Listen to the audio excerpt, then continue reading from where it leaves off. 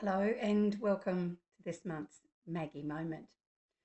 I want to talk today a little bit about how we, as the big people in little children's lives, have such an important role to be their coach or their educator around how they can understand the world around them and the things that happen in the world around them.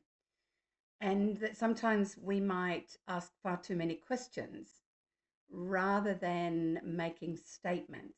And I'd like to give a big, huge thank you to Teacher Tom because I know that he's one of the ones that I have followed for years that has just been such a shining light in terms of how do we help our little ones, our babies and our toddlers explore and, make sense of the world without being overloaded too much with big explanations. And his and lots of other wonderful people in this space, it's really about making a statement of observation. And if we go back to the fabulous work of Dr. Lisa Feldman Barrett in her book, How Emotions Are Made, where she talks about the very early stages of development, particularly in those first few years of life, is the brain is trying to predict how things happen. And so, even from the get go, that's, once again, while we talk to babies as we're doing things to them to let them know what we're doing, it lets them start, oh, I know this is what happens. This is how we do when we go and have a bath. I've got that. So, it's a really important slight shift of, from where I've come from, definitely in the way that I was raised, but even probably how I raised my boys, is that, uh, that they need to know that is, what that is.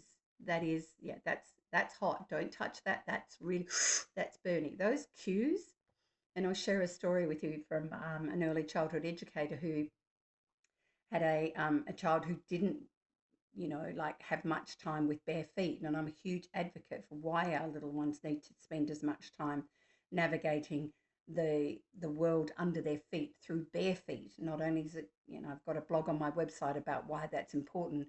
They're picking up the sensory cues. It's helping their muscles balance their bodies. It's just so many things. Anyway, this little one had lots of shoes on.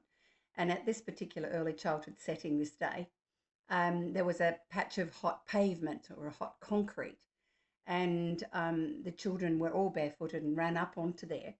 And most of the children immediately went, oh, ouch, hot, and then took off, whereas this one just stood there.